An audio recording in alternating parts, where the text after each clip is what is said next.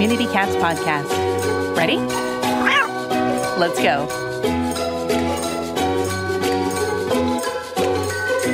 Welcome to the Community Cats podcast. I am your host, Stacey LeBaron. I've been involved helping homeless cats for over 20 years with the Merrimack River Feline Rescue Society. The goal of this podcast is to expose you to amazing people who are improving the lives of cats. I hope these interviews will help you learn how you can turn your passion for cats into action. Today, we're speaking with Jocelyn Bouchard. Jocelyn has been in animal welfare for over 30 years. She's originally from Vancouver, British Columbia, and after a brief career as a veterinary technician in private clinics, she joined the British Columbia SPCA as a vet tech in their high-volume spay-neuter clinic in the mid-1980s. In 1993, she moved to Maui, where she joined the Maui Humane Society and remained with them for the next 21 years, the last 11 of which she served as their CEO. She earned her kawa in 2004. In 2014, she moved to the island of Oahu and joined the Hawaiian Humane Society as their director of operations. While with Hawaiian Humane, she oversaw a $10 million building project. In late 2016, she moved to Arizona and joined the Yavapai Humane Society as their executive director. During her 31 years in animal welfare, Jocelyn has worked in many areas, including animal care, veterinary, education, volunteers, marketing and development, operations, and she has served as executive director, CEO. She was in charge of animal control functions, both at Maui Humane and Hawaiian Humane. Jocelyn lives in Prescott Valley, Arizona, with her 17-year-old son and 2 dogs. Jocelyn, welcome to the show. Thank you. It's my pleasure to be here. Thanks for inviting me. 30 years in animal welfare. That's quite a statement. Yeah, I started when I was like 3. How did I get involved, did you say? So I was kind of deciding what I wanted to do with my life, and it was actually my veterinarian at the time. I took my dog in for an appointment, and he said, you know, you have such a passion for animals. Have you considered getting into the veterinary field? And so I got my degree as an animal health technician, which in Canada is like a veterinary technician. And as you just stated, worked in private practice for just an eye blink, and then I had an opportunity to fill in at the BC SPCA for somebody who was taking a leave of absence. And that was it. I was kind of hooked. I loved the combination of my passion for pets with the impact that I could have in the animal welfare field. Well, I find that fascinating that the British Columbia SPCA had a high-volume spay-neuter clinic in the mid-'80s. So that is incredibly progressive in my mind. It absolutely, and it really was high volume. I mean, we had 2 large surgery suites with, if I recall correctly, 2 or 3 tables each, and the technicians were literally just like the veterinarians, when they were done with a surgery, they'd hold their hands up and we'd put another animal down for them. So we were doing hundreds of spays and neuters a day, even back then. Yeah. And were they doing pediatric spay neuter at that point in time too? You know, not as much. I don't remember the pediatric piece being as significant as it has become. But we were certainly doing them, at 4 or 5 months. I don't remember necessarily the 8-week-olds. We were doing them a little younger than they were in private practice, though. And then you went from cold Vancouver to warm Maui. Tell me what it was like in Maui in 1993. Well, it's grown a little bit since that time. In fact, it's interesting. I remember the day I arrived on Maui, Kmart was opening, and it was a big, big deal. And I found out just recently that the Kmart is closing because now, of course, they have Walmart and Target and all these other great stores. So, yeah, it was definitely a bit of a transition, but very positive and very, very great. Of course, Maui's a beautiful place, and I was blessed to have lived there for as long as I did. And then you were with the Maui Humane Society for 21 years. So what did you see happen for community cats for when you first arrived to over that 20-year period? Sure. Well, it's interesting because I've had a lot of aha moments in my career. And when I initially started with Maui Humane, I really didn't believe in outdoor cats or feral cats or community cats. I believed that cats should have a home, live in a home. They were pets. And perhaps because of that belief, my boss at the time decided that I was going to be in charge of the brand new feral cat program, and there were volunteers in the community that were feeding and supporting these cats that were looking for support from our shelter, from Maui Humane Society. And it was through working with them that I really came full circle on the concept and realized that, in fact, true feral cats, a shelter is no place for a true feral cat. And, I know you use the term community cats, and, of course, within that global definition, there are, even if you go a little further into that definition and use free roaming cats or / outdoor cats, you could have somebody's owned pet. You could have a friendly, unowned stray. You could have an unsocialized, scared cat, and you can have what I call a true feral, which is a cat that really is more wild than domestic, and therefore you're probably not going to see much of that cat or get very close to it. And we had all of the above in Hawaii, given that we had no natural predators for the cats and such a great climate. So it became really obvious really quickly that those true ferals and even some of the unsocialized cats, the shelter really was no place for them. There was really only one outcome for them in a shelter. They didn't want to be in a cage. It was almost inhumane to keep them in a cage. Nobody wanted to adopt them because they were unsocialized or true ferals. And so the only way to have a positive outcome for those cats was to support them out in the community. And in fact, many of them were thriving out in the community. So I had come from sort of this mental standpoint of outdoor cats, which is true, I think, for certainly for tame cats that have other options, live a much shorter, harder life than an indoor cat. But there was really no good alternative for these cats. And in fact, with a little oversight and the incredible passion that these community volunteers brought to their colonies of cats, they were being supported quite well if we could just spay or neuter them. And in fact, they would maintain a number in a given area. So we were able to work with golf courses and hotels and other areas to convince them that, in fact, if they kept a stable colony of spayed or neutered cats that could not therefore reproduce, it was more effective than trapping, euthanizing, and removing the cats from the landscapes, because they were, as fast as we could do that, there were more coming to fill the void. And my understanding is, and tell me if I'm wrong, in Hawaii that the spay-neuter capacity of high-volume spay-neuter clinics, there really aren't that many, so it's tough to be able to handle the capacity of surgeries that are needed in that area.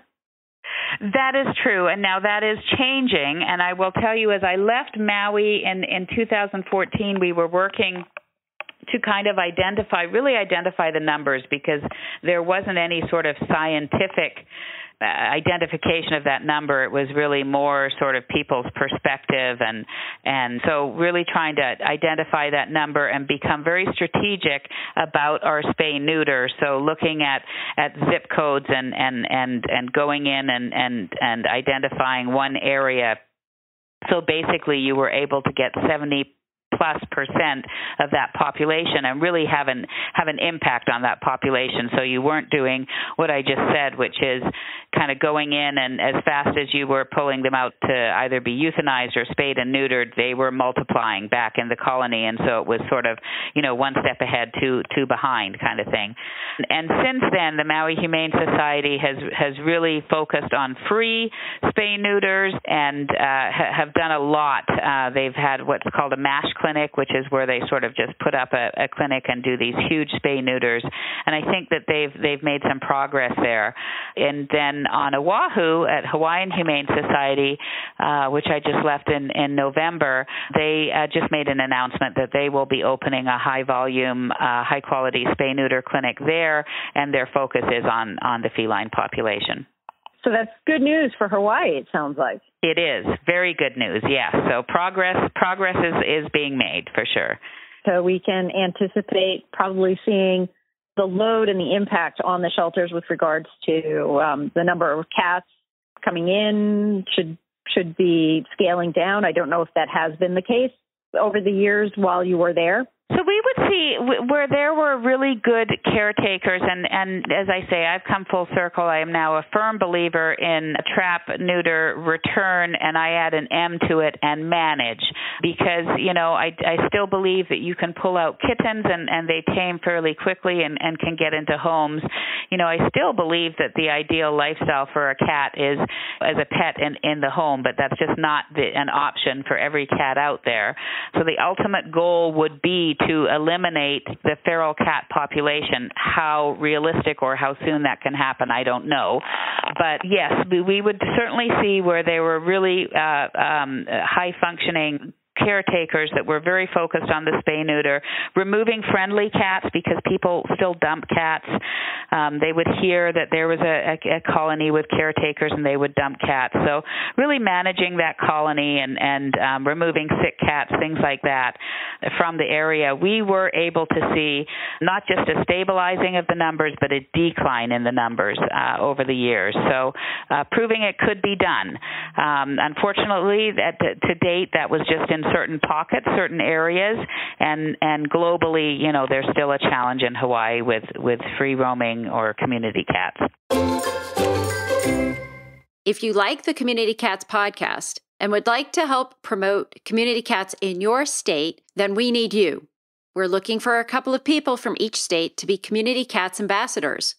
What do you get by being an ambassador? You'll be mailed a promo kit of items to use to help promote the show at any event that you attend in your state. If you don't attend many events, hey, that's okay too.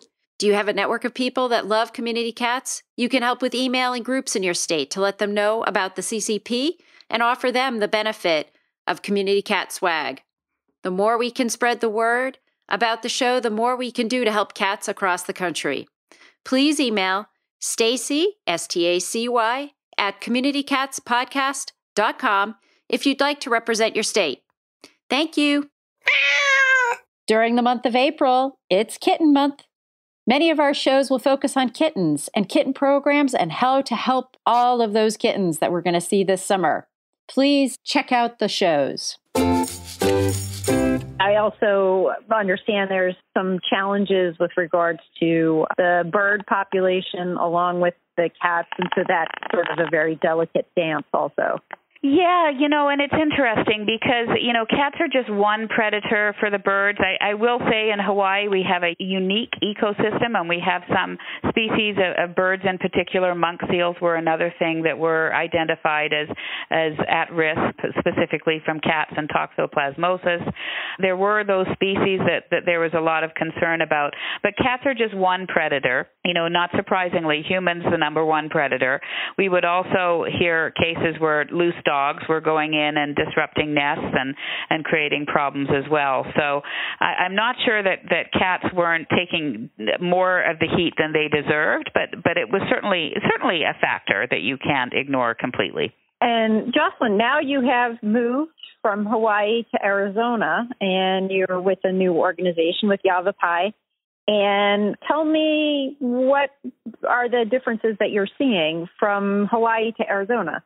Yeah, so it's really interesting over here, and I've just been here 3 months now, so I'm still a newbie, still got the new car smell, but and so this is my perception, but I have had specifically cat people agree with me on this.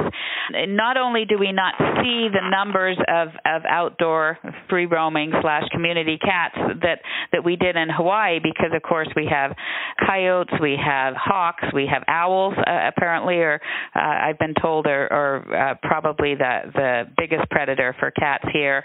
We do have winter here in Prescott where I live, so it gets quite cold over the winter, so the seasons aren't as kind to the cats.